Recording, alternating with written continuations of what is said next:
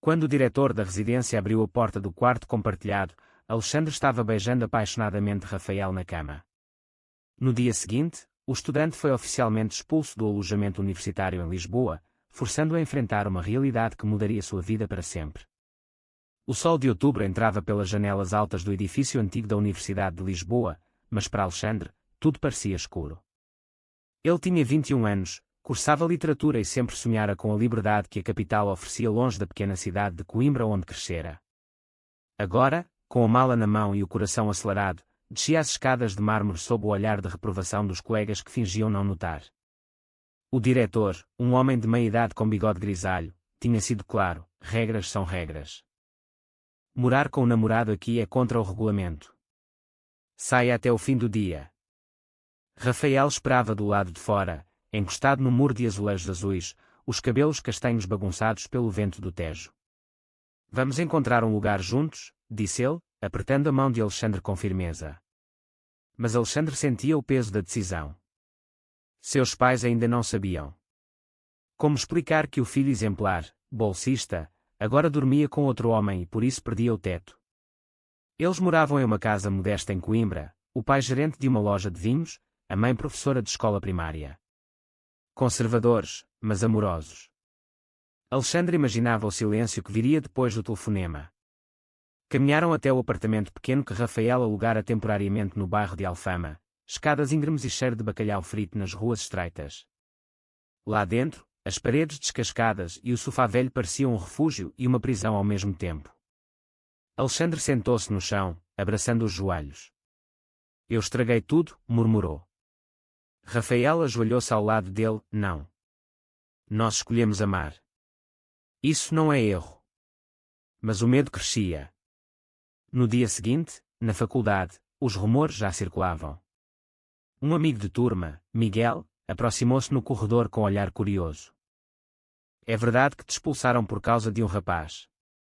Alexandre respondeu com um aceno seco, sentindo o peito apertar. A aula de poesia portuguesa passou como um borrão. Ele pensava na família. O telefonema para a mãe veio à noite, depois de 2 copos de vinho barato. Mãe, preciso contar uma coisa importante. O silêncio do outro lado foi ensurdecedor. Alexandre, o que aconteceu com a residência? Ele respirou fundo e contou. A voz da mãe tremeu. Um namorado. Filho, isso não pode ser sério. Volta para casa. Vamos resolver. Mas resolver significava negar Rafael, negar a si mesmo. Alexandre desligou com lágrimas nos olhos.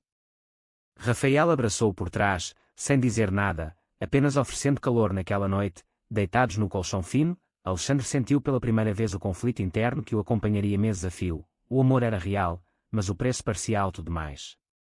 No dia seguinte, procuraram emprego.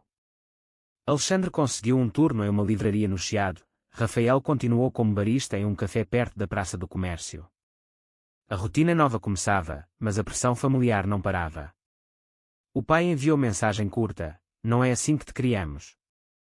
Alexandre lia e relia, questionando se valia a pena.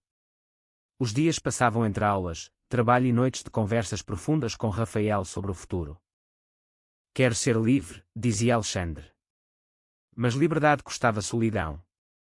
Miguel, o amigo, ofereceu ajuda para encontrar outro alojamento, mas Alexandre sentia que algo mudara na amizade. Uma semana depois, a mãe anunciou que viria a Lisboa. O encontro no café da universidade foi tenso. Ela olhou para Rafael como se fosse um estranho perigoso. Filho, pensa na tua vida. Isto é uma fase. Alexandre segurou a mão de Rafael por baixo da mesa. Não, mãe.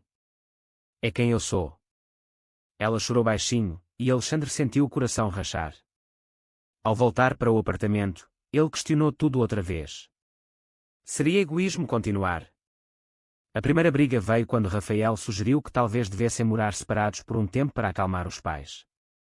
Não quero te perder por causa deles, respondeu Alexandre, voz alta. O ar ficou pesado. Pela primeira vez, o amor parecia frágil. Mas ao amanhecer, Rafael pediu desculpas e eles se abraçaram, sabendo que o caminho seria longo.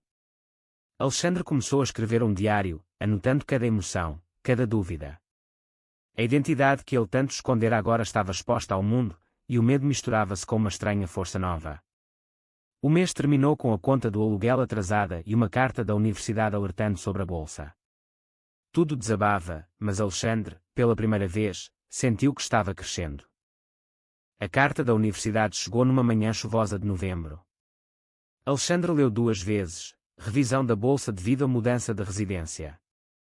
Rafael preparou café forte e sentou-se ao lado dele na mesa bamba.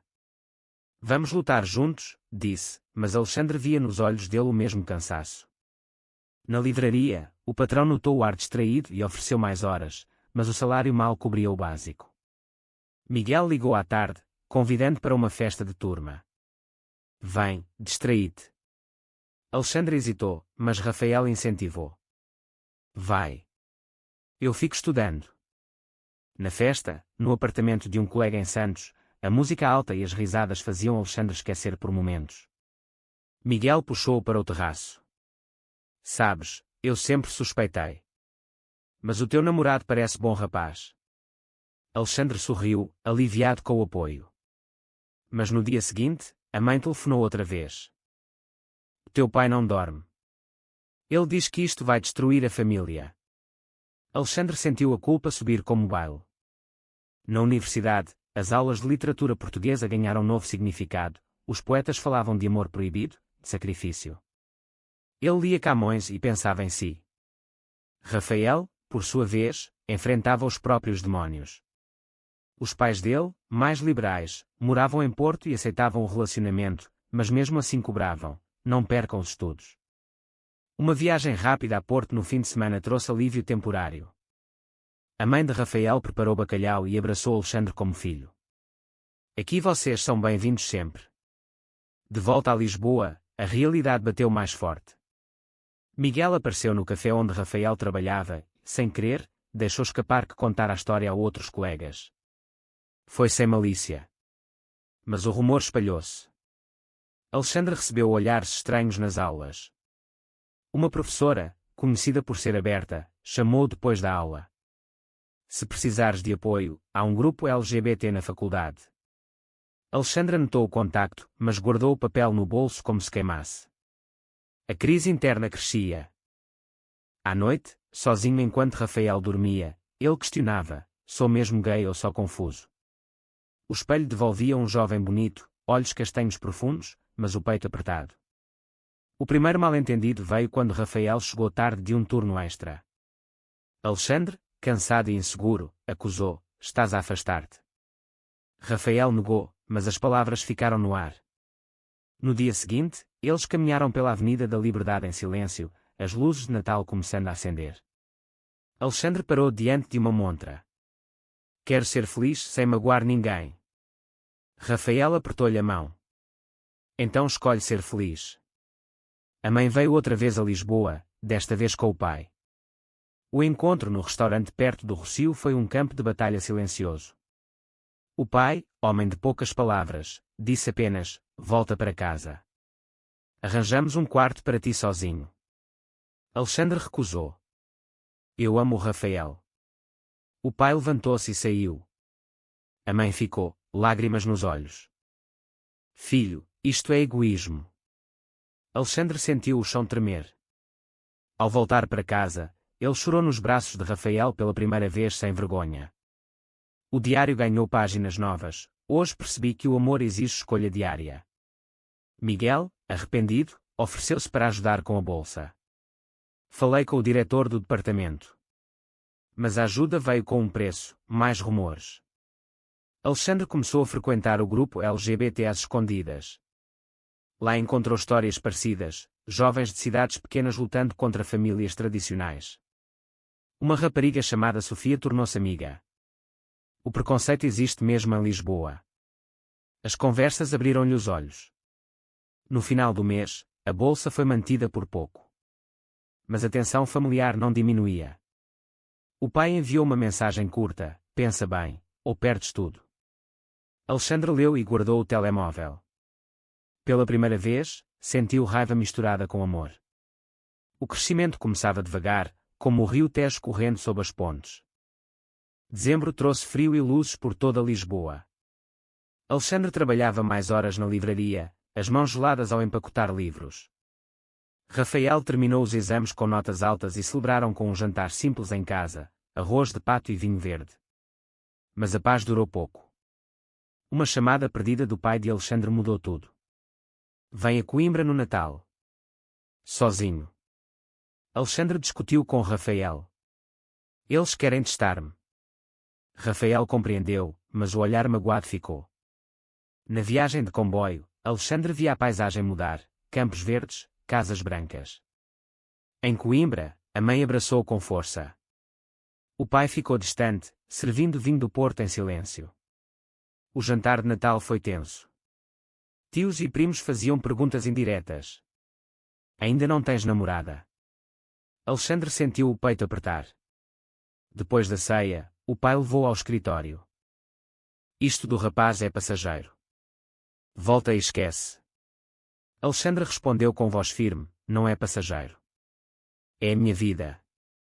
O pai bateu com o punho na mesa. Então escolhe, família ou ele. Alexandre saiu da casa chorando. No comboio de volta, enviou mensagem a Rafael, estou a caminho. Preciso de ti. Rafael esperou na estação com um cachecol vermelho. Abraçaram-se longamente sob a chuva fina. Mas o mal-entendido cresceu quando Miguel contou que vira Rafael conversar com um rapaz no café. Pareciam íntimos. Alexandre confrontou Rafael à noite. Quem era ele? Rafael explicou. Era um colega de trabalho precisando de ajuda com um projeto. Mas a semente da dúvida plantou-se. Alexandre começou a vigiar o telemóvel de Rafael, odiando-se por isso. O grupo LGBT organizou um evento de fim de ano. Alexandre levou Rafael. Lá, ouviram testemunhos de casais que enfrentaram expulsão familiar. Uma frase ficou: o amor verdadeiro sobrevive ao preconceito. Alexandre sentiu-se menos sozinho. No ano novo, em Alfama, fogos de artifício iluminaram o céu. Eles brindaram no terraço pequeno. Ao nosso futuro, disse Rafael. Mas Alexandre ainda carregava a culpa. Janeiro trouxe contas e stress. A livraria reduziu turnos. Alexandre aceitou trabalho extra como tradutor freelance de textos académicos. As noites viraram dias de estudo e escrita. O diário agora era terapia. Hoje percebi que o medo de perder a família me impede de ser inteiro. Sofia do grupo convidou-o para um café. Tens de falar com os teus pais outra vez. Mas com verdade. Alexandre marcou uma videochamada. A mãe chorou, o pai ficou mudo. Dá-nos tempo, pediu a mãe. Tempo era o que Alexandre não tinha. A universidade anunciou uma viagem de estudo a Porto. Rafael não pôde ir por causa do trabalho. Durante 3 dias, Alexandre sentiu liberdade e solidão ao mesmo tempo. Visitou os pais de Rafael, que o receberam de braços abertos. Ele ama-te muito, disse a mãe de Rafael. De volta, encontrou Rafael doente com gripe. Cuidou dele com chá e sopa, percebendo que o amor era também isso, pequenos gestos. Mas o mal-entendido anterior deixou cicatriz. Uma noite, Rafael perguntou: confias em mim? Alexandre respondeu sim, mas no fundo ainda duvidava. Fevereiro trouxe chuva constante. A bolsa foi ameaçada outra vez. Miguel ajudou com uma petição de colegas. Alexandre sentiu gratidão misturada com vergonha. O pai enviou uma carta física: se continuares assim, não te consideramos mais nosso filho. As palavras cortaram como faca. Alexandre leu sentado no chão do apartamento, Rafael ao lado em silêncio. Vou responder, decidiu Alexandre. Escreveu uma carta longa, contando toda a jornada, o medo, o amor. Enviou e esperou. A resposta demorou semanas. Enquanto isso, ele e Rafael planeavam o futuro, talvez mudar para um apartamento maior no bairro Alto. Mas o dinheiro faltava. O crescimento emocional acelerava. Alexandre começou a falar abertamente no grupo sobre sua identidade. Já não tenho vergonha. Rafael orgulhava-se. Mas a tensão familiar pairava como nuvem. Março chegou com sol tímido. A universidade aprovou um projeto de Alexandre sobre poesia que era portuguesa. Ele apresentou em aula e recebeu aplausos. Pela primeira vez, sentiu orgulho de si. Rafael preparou uma surpresa, bilhetes para um concerto de fado. Na noite, de mãos dadas no público, Alexandre sentiu que talvez tudo valesse a pena. Abril trouxe calor e decisões. A carta do pai chegou finalmente: vem a casa. Vamos conversar como homens. Alexandre foi sozinho outra vez. Em Coimbra, o pai esperava no jardim com vinho. Conta-me tudo desde o início. Alexandre falou horas: o primeiro beijo com Rafael na biblioteca, o medo, a expulsão, o amor que crescia apesar de tudo. O pai ouviu em silêncio, depois disse: não concordo, mas és meu filho. Não era aceitação plena, mas era um começo. Alexandre voltou a Lisboa mais leve. Rafael notou a mudança. Estás diferente. Eles celebraram com um piquenique no Parque Eduardo VII, vendo a cidade inteira. Mas o sacrifício veio logo. A livraria fechou por reforma e Alexandre perdeu o emprego. Procurou novo, mas as entrevistas falhavam. Rafael propôs: eu aumento turnos. Tu ficas nos estudos. Alexandre recusou no início, orgulho ferido. Não quero depender de ti. A discussão durou 2 dias. No terceiro, Alexandre aceitou. Começou a trabalhar meio período como assistente numa galeria de arte perto do castelo. Lá encontrou gente aberta, conversas sobre identidade. Uma colega, Ana, partilhou sua história de saída do armário. Alexandre sentiu-se parte de algo maior. O grupo LGBT organizou uma marcha pequena em Lisboa. Alexandre e Rafael foram juntos, bandeiras arco-íris ao vento. Pela primeira vez, caminharam de mãos dadas em público. O coração batia forte, mas o medo diminuíra. Em casa, o diário ganhou frase final: estou a aprender a ser inteiro. A mãe telefonou: o teu pai pergunta por ti. Alexandre marcou uma visita conjunta com Rafael. Em Coimbra, o jantar foi estranho mas civilizado. O pai apertou a mão de Rafael. Cuida dele. Pequeno passo, grande vitória.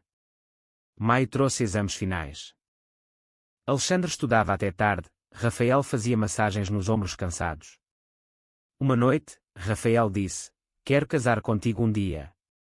Alexandre riu, mas sentiu calor no peito. O futuro parecia possível. Mas o mal-entendido final veio quando uma mensagem antiga de Miguel apareceu no telemóvel de Alexandre: cuidado com o Rafael, ele falou com outro rapaz.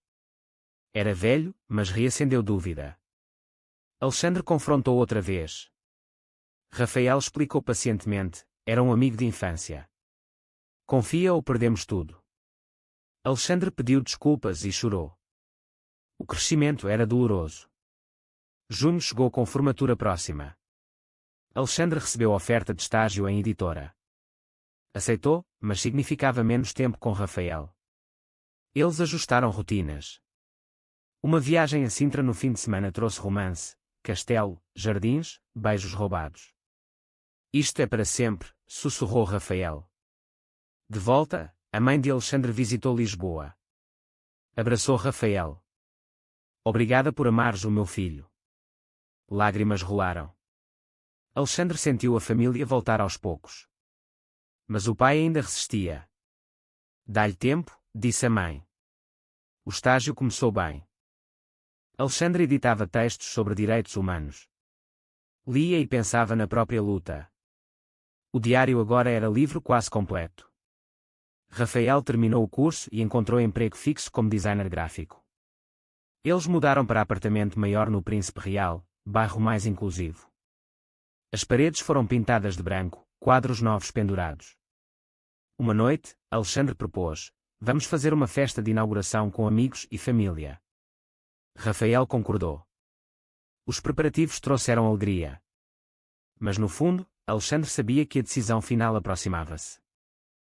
Julho foi quente e decisivo. A festa de inauguração reuniu amigos, colegas do grupo LGBT, a mãe e até o pai de Alexandre, que veio relutante. Rafael serviu vinho e petiscos. Conversas fluíram. O pai conversou longamente com Rafael sobre futebol e vinhos. No fim da noite, o pai abraçou Alexandre. Estou orgulhoso, mesmo não entendendo tudo. Foi um momento de cura. mas a decisão final veio semanas depois. A editora ofereceu contrato fixo em Lisboa, mas exigia dedicação total. Ao mesmo tempo, os pais pediam que Alexandre voltasse a Coimbra para gerir a loja de vinhos da família. É herança, disse o pai por telefone. Alexandre passou noites em claro. Rafael não pressionou. Escolhe o que te faz feliz. Alexandre caminhou sozinho pela Praça do Rossio, pensando em tudo: a expulsão, as lágrimas, o crescimento, o amor. Voltou para casa e disse: fico em Lisboa. Comigo mesmo. Com o Rafael. O pai ficou em silêncio no telefone, depois disse: então perdeste a herança. Alexandre sentiu dor, mas também liberdade. Publicou o diário transformado em blog anónimo.